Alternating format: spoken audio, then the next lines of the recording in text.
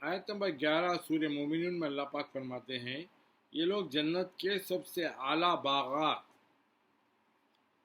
جہاں تمام نعمتوں، راحتوں اور اللہ کی قربت کی لذتوں کی کثرت ہوگی، ان کی وراثت بھی پائیں گے، وہ ان میں ہمیشہ رہیں گے۔ یعنی جنت والے جو ہے وہ وہاں کی نعمتوں اور آرام دہ چیزوں کی اور اللہ سے قریب ہونے کا جو مزہ آئیں گا نا ان لوگوں کو، وہاں پہ وہ سب مزے کثرت سے رہیں گے، تھوڑے نہیں رہیں گے، بہت رہیں گے۔ اور یہی لوگ جو ہے نا وراثت بھی پائیں گے، یعنی یہ لوگوں کو جو اللہ تعالیٰ جنت کا وارث بنائے گا اور وہ ان میں ہمیشہ رہیں گے۔ آیت نمبر 12 میں اللہ پاک فرماتے ہیں اور بے شک ہم نے انسان کی تخلیق کی ابتدا مٹی کے کیمیائی اجزاء کے خلاصے سے فرمائی، یعنی انسان کو اللہ تعالیٰ مٹی اور کچھ کیمیکل چیزوں کو جو ہے نا پریسائز کر کے، یعنی خلاصے سے اس کا خلاصہ کر کے، خلاصے سے اللہ تعالیٰ نے انسان کی کو بنایا۔ آیت نمبر 13 میں اللہ پاک فرماتا ہے پھر اسے نطفے تولید قطرہ بنا کر ایک مضبوط جگہ ماں کے رحم میں رکھا، یعنی وہی پانی کا خطرہ ہے جس سے جو ہے نا ماں کے رحم میں تولیدی بولتے اس کو، اس سے خطرہ بنا کر ایک مضبوط جگہ، یعنی ایسی جگہ ہے وہ مضبوط ہے، یعنی کوئی خطرہ نہیں ہے وہاں پہ، کوئی ایسا مسئلہ نہیں ہے، مضبوط جگہ پہ اللہ تعالیٰ رکھے۔ آیت نمبر 14 میں اللہ پاک فرماتے پھر ہم نے اس نطفے کو رحم مادر کے اندر جونک کی صورت میں معلق وجود بنایا، یعنی ماں کے رحم میں اس کو جونک کی شکل میں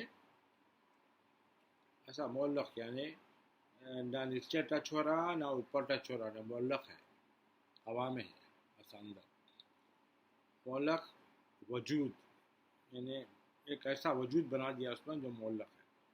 پھر ہم نے اس معلق وجود کو ایک ایسا لوتھڑا بنا دیا، یعنی پھر وہ گوشت کا، وہاں سے وہ گوشت کا لوتھڑا بن گیا جو دانتوں سے چبایا ہوا لگتا ہے، یعنی ایسا دکھتا ہے وہ لوتھڑا جیسا اپن گوشت دانتوں سے چبا کے باہر نکال کے جا رہے تو کیسا دکھتا ہے گوشت ویسا۔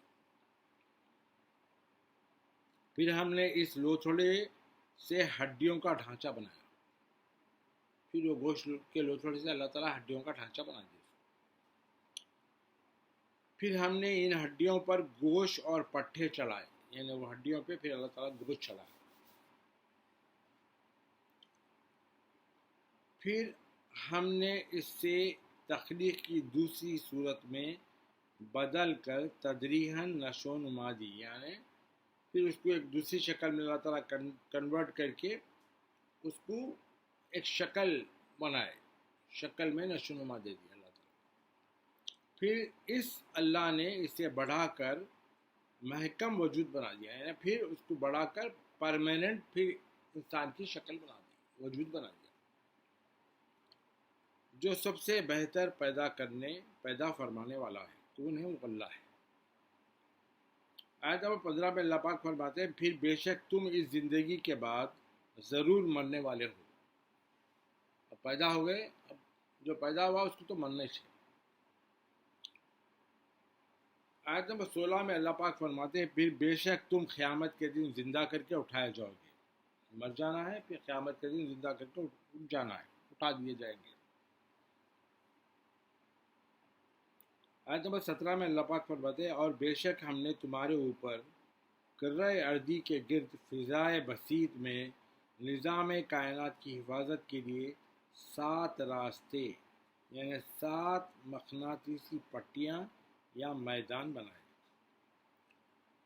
اللہ تعالیٰ کیا بول رہے ہیں؟ اور ہم نے تمہارے اوپر، بے شک ہم نے تمہارے اوپر کرۂ ارضی کے گرد، یعنی یا ارض کے اطراف، فضا میں بسیط میں، یعنی سسٹم جو کائنات کا سسٹم ہے، یونیورس کا جو سسٹم ہے، اس کی حفاظت کے لیے اللہ تعالیٰ کیا کرے؟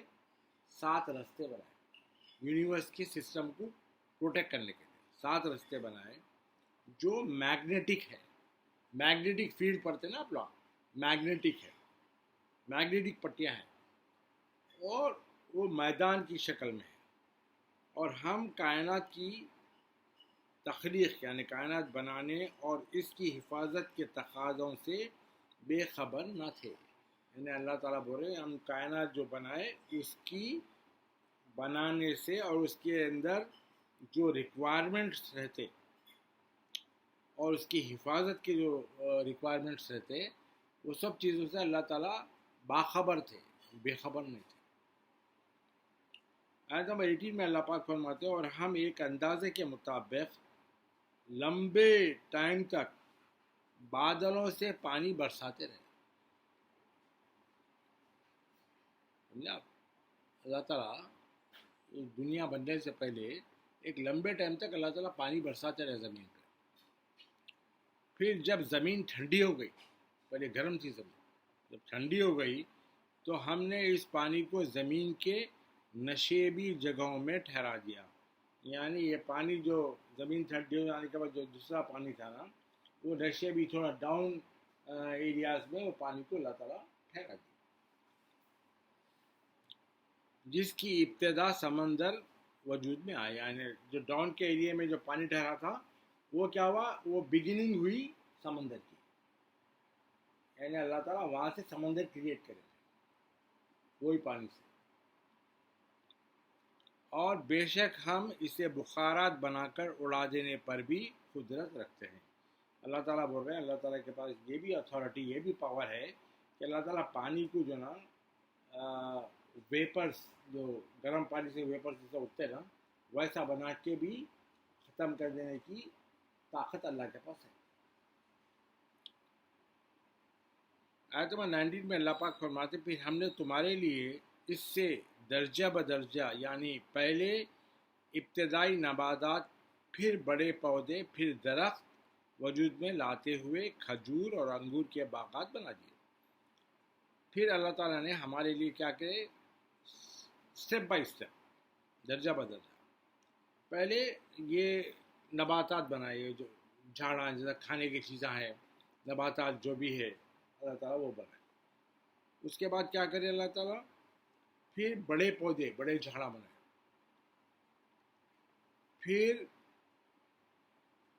बड़े झाड़ा बनाए, फिर बड़े दरख्त बनाए वजूद में लाते हुए। फिर अल्लाह ताला क्या करे, अंगूर और खजूर के गार्डन्स बना दिए ज़मीन पे। मज़ीद बरा तुम्हारे लिए ज़मीन में और भी बहुत से फल और मेवे पैदा किए। अंगूर और खजूर के अलावा और कई मेवे हैं दुनिया में, वो सब पैदा करें और अब तुम इनमें से खाते हो और हम इनमें से खाते हैं।